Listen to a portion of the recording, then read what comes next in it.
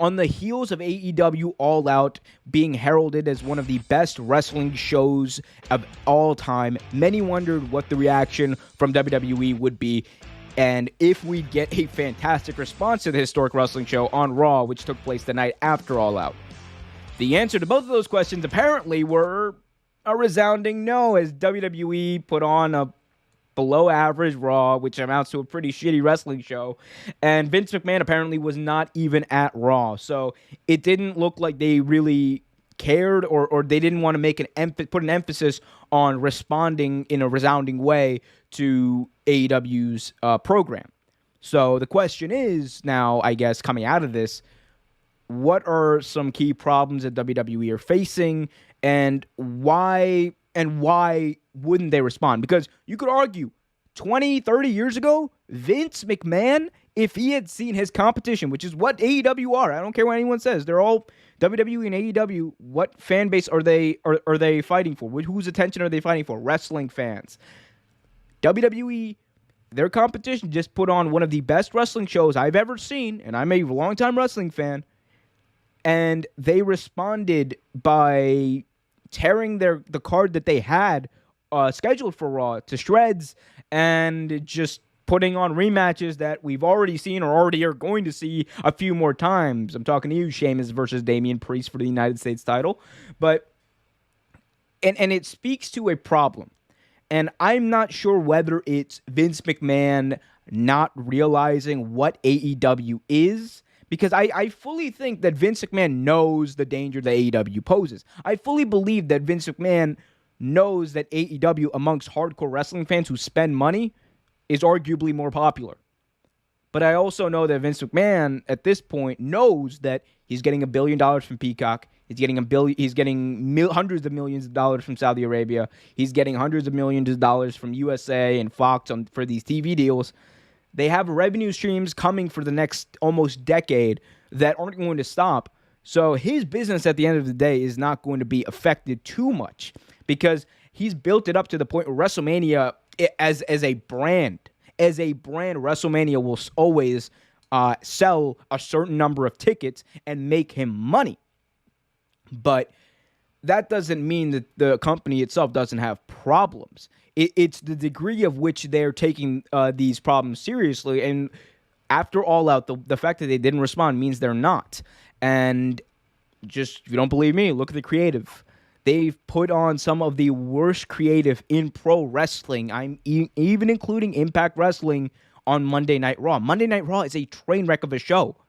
There's reports that Vince McMahon, he tears up the script to shreds almost every week because he doesn't like it, pal, and we need to change it, and rewrites the script. And these are not just reports by, insiders and dirt sheets. Go ask CJ Perry, who talked about this. Go ask John Moxley, who talked about this. Go ask anyone who's left WWE who's opened up about this. Brody Lee. All of them have stated something to this fact, and if you talk to people who know the inner workings of the company, that is also true. So there's a lot to be desired in that company, and if we're looking at the way that they responded, they obviously did not really think that. They were not bothered. They were truly not bothered by this, and it's in the booking. It's in the creative. The consistent lack of creativity, the consistent lack of logical storytelling. They had a logical storyline where they could have had Drew McIntyre and Jinder Mahal fight. For what reason? Well, one tag team partner won the WWE title before the other, and he's also the one that's obviously the least talented of the two. Maybe you could turn him into a braggadocious heel who just that's all they need to fight about. But no, instead they had to make it about a fucking sword. A fucking sword. Sometimes it's really just simple, but they have to overcomplicate it and put their hands on everything and muddy the waters. That's what it's about for Vince. And it's always and that's one thing consistently you will see and hear about Vince is he kind of needs that control. And Vince McMahon is a man who, for decades, has been all about control. And whether even during the Attitude Era, he couldn't help but keep himself off TV. And I'm not saying that was a bad thing. Look, He was part of the ratings. He was part of the reason that show was so good for its time. And I'm not arguing against any of that, but it's just a fact that over time, Vince has always wanted and has always ran on controlling the narrative, controlling the product, controlling his company. And it's gotten to the point where his control is hurting what he has created, and it is hurting the fan base, the very fan base that made him a billionaire. And to take a line from CM Punk, Vince McMahon is a millionaire who should be a multi-billionaire, but he couldn't get his own head out of his you-know-where. And it's sad for me to say, because I like Vince McMahon as in wrestling, in terms of professional wrestling. You can't not like Vince. But he's Vince McMahon. But the truth is that the way he has treated pro wrestling is just a slap in the face to anyone who ever grew up watching it and anyone who spends money on pro wrestling.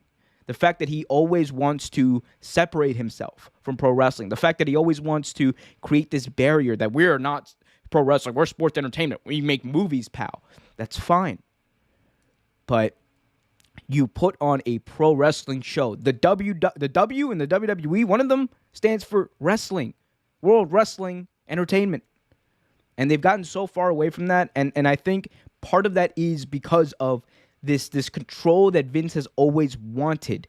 And they're not letting talent really have too much input, or most talent have too much input on their storylines. We're seeing what's happening down in NXT. They're completely rebranding arguably the best wrestling show in WWE, the best wrestling show in WWE. They're completely rebranding it and making it into Vince's baby.